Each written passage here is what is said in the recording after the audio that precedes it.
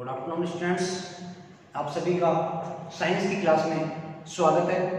जैसा कि आपको पता है, हमने पहली क्लास में चैप्टर नंबर 1 को स्टार्ट किया था और मैंने आपको बताया था कि चैप्टर नंबर 1 और 2 से इवन लास्ट जो 2 चैप्टर हैं 14 और 15 में से भी आपको क्वेश्चन तो नहीं मिलेंगे, लेकिन हम चैप्टर्स को डिस्कस करेंगे क्योंकि फर्स्ट 2 जो चैप्टर्स हैं वो चैप्टर काफ़ी इंपॉर्टेंट रोल प्ले करते हैं साइंस के अगले चैप्टर्स को समझने में। तो अपन ने चैप्टर 1 स्टार्ट किया था, एक बार इसका फिर से हम रिवाइज कर लेते हैं और जो बचा हुआ पार्ट उसको भी अपन डिस्कस करेंगे। चैप्टर नंबर 1 जिसको कि अपन कहते हैं हमारे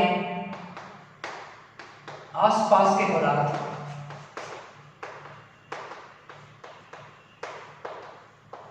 हमारे आसपास के पदार्थ। तो यहाँ पे हमने बात की थी कि जो पदार्थ है वो किसे कहते हैं, पदार्थ की अवस्थाएं कौन कौन सी होती हैं। हमने ठोस, द्रव और गैस की बात की थी। उसके अलावा हमने 2 अवस्थाएं और भी देखी थी, प्लाज्मा और बोस-आइंस्टाइन कंडेंसर। आज हम आगे बात करने वाले हैं कि किस तरह से अवस्थाओं में अंतर परिवर्तन होगा। तो आज का हमारा टॉपिक रहेगा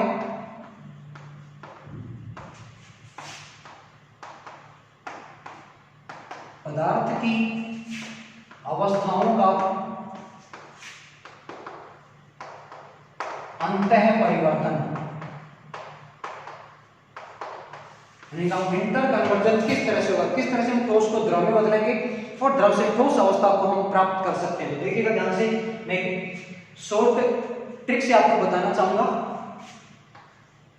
एक है हमारे ठोस, दूसरे हैं द्रव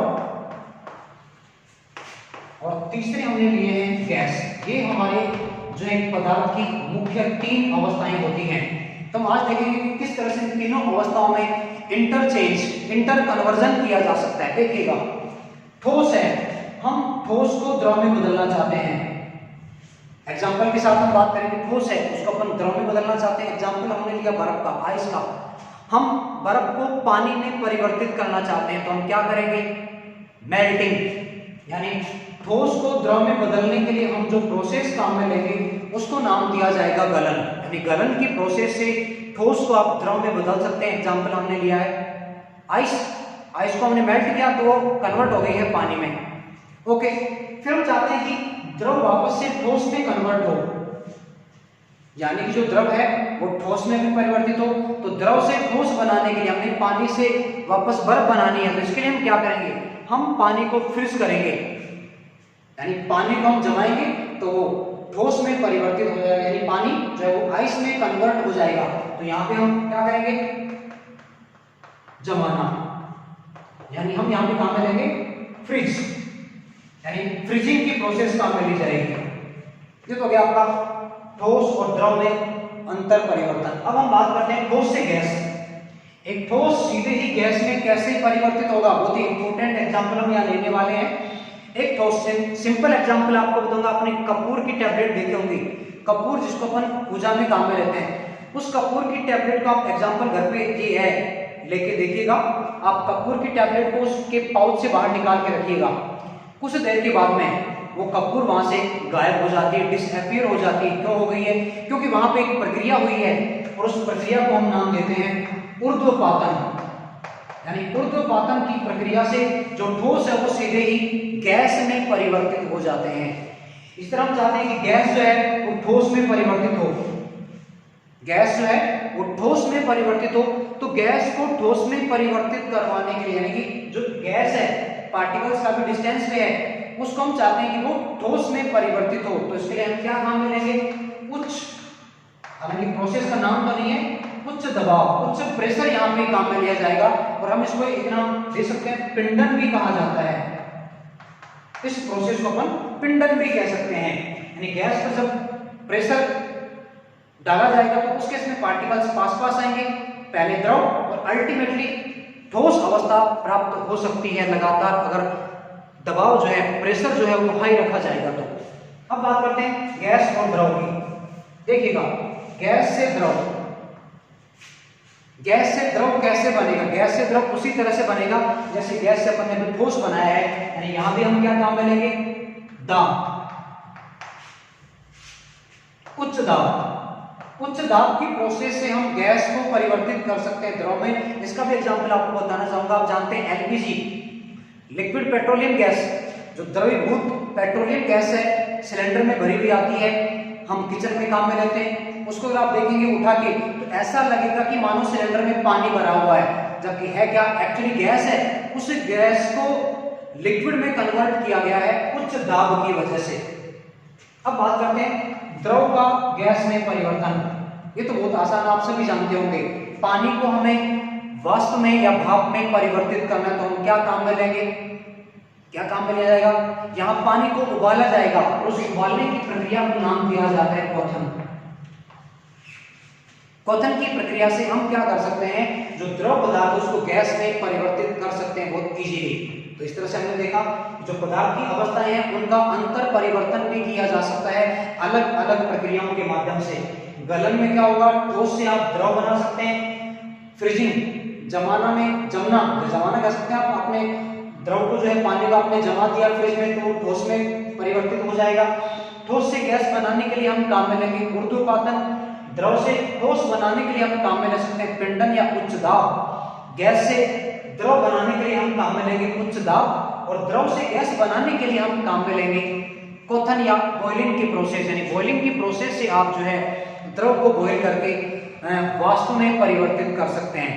तो ये था लेसन नंबर 1 जो हमने ब्रीफली डिस्कस किया है।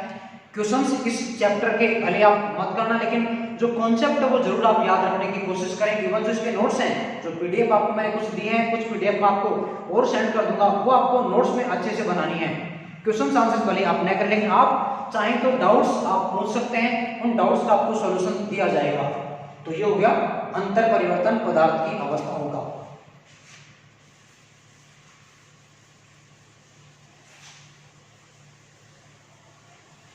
इसके बाद हम बात करते हैं अगला जो चैप्टर हमारा है, चैप्टर नंबर 2। चैप्टर नंबर 2 जो कि है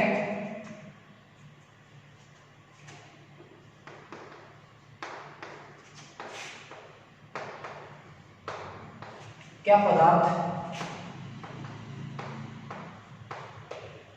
शुद्ध है, यानी हमारे आसपास का जो पदार्थ है वो शुद्ध है, क्या हमारे आसपास के पदार्थ शुद्ध हैं। और यहाँ चैप्टर का नाम आपकी बुक में है इज मैटर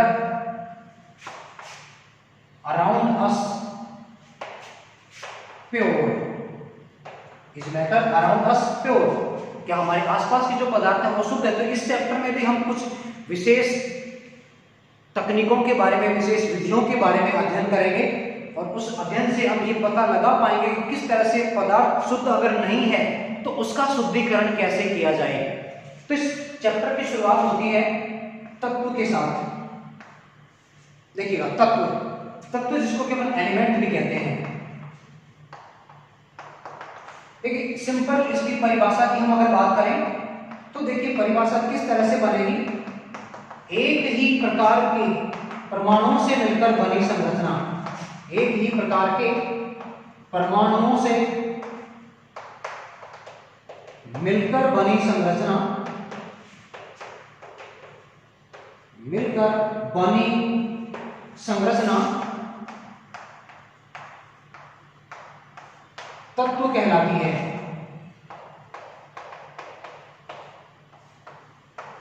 यानी जब एक ही प्रकार के परमाणु हैं, फॉर एग्जांपल हम बात करें सोडियम की, सोडियम में केवल सोडियम की परमाणु, इसका मतलब सोडियम एक तत्व है। यानी एक ही प्रकार के परमाणु से मिलकर बनी संरचना को हम नाम देते हैं तत्व। अब इसके बाद अगला जो टॉपिक चैप्टर में आता है जो इंपॉर्टेंट है, मैंने कहा ना हम इंपॉर्टेंट टॉपिक ही डिस्कस करेंगे, पूरा चैप्टर जो है स्टडी करना जरूरी नहीं है, कॉन्सेप्ट जो हमारे आगे काम आएगा उसको अपन लेके चल रहे हैं। अगला टॉपिक यहाँ पे आता है इंपॉर्टेंट वाला, वो है तत्वों का वर्गीकरण। तत्वों का वर्गीकरण ये हमारे लिए सबसे इंपॉर्टेंट टॉपिक है इस चैप्टर का। इसको अपन डिटेल में यहाँ पे डिस्कस करने वाले हैं। आज तो अपन इसको ओरली करेंगे, इसका डिटेल अपन नेक्स्ट वाले वीडियो में लेंगे। तो फिलहाल तो मैं आपको इसको ओरली बता रहा हूँ। देखिएगा तत्वों के वर्गीकरण में 3 प्रमुख मेथड अपन कह सकते हैं या श्रेणी अपन कह सकते हैं। 3 प्रमुख श्रेणियां काम में ली जाती हैं। फर्स्ट श्रेणी को हम कहते हैं धातु मेटल्स, दूसरी श्रेणी को अपन कहते हैं नॉन मेटल्स या अधातु, और तीसरी श्रेणी को कहा जाता है उपधातु। एक तो होंगी यहाँ पे धातु, दूसरी होती है अधातु, और तीसरी को अपन नाम देते हैं उपधातु। क्या होती है, क्या इनकी परिभाषा होगी, अपन नेक्स्ट वाले वीडियो में यहाँ डिटेल में डिस्कस करेंगे। तो एक बार सुन लीजिएगा, देखिए धातु जो होती है वो तो इलेक्ट्रॉनों को त्याग कर धनायन बनाती है, धातु इलेक्ट्रॉन त्याग कर धनायन बनाती है। जो अधातु होती है वो इलेक्ट्रॉन ग्रहण करती हैं और ऋणायन बनाती हैं, और जो उपधातु होती हैं वो धातु और अधातु दोनों की तरह का व्यवहार प्रदर्शित करती हैं। तो ये हमने आज देखा, चैप्टर नंबर 1 हमने फिनिश कर लिया है। जो इंपॉर्टेंट टॉपिक है वो हमने डिस्कस किया है। चैप्टर 2 हमने आज स्टार्ट कर दिया है। नोट्स आपको जो मिलेंगे इनके अच्छे से आपको बनाना है। जहाँ भी आपको डाउट होगा आप पूछ सकते हैं, व्हाट्सएप पे आप अपने डाउट्स को शेयर कर सकते हैं, अपने क्वेश्चंस आप पूछ सकते हैं। That's all for today. आज के लिए इतना ही। अगले वीडियो में हम चैप्टर को कंटिन्यू करेंगे और हम जो कॉन्सेप्ट है उसको अच्छे से समझते हुए आगे बढ़ेंगे। Thank you.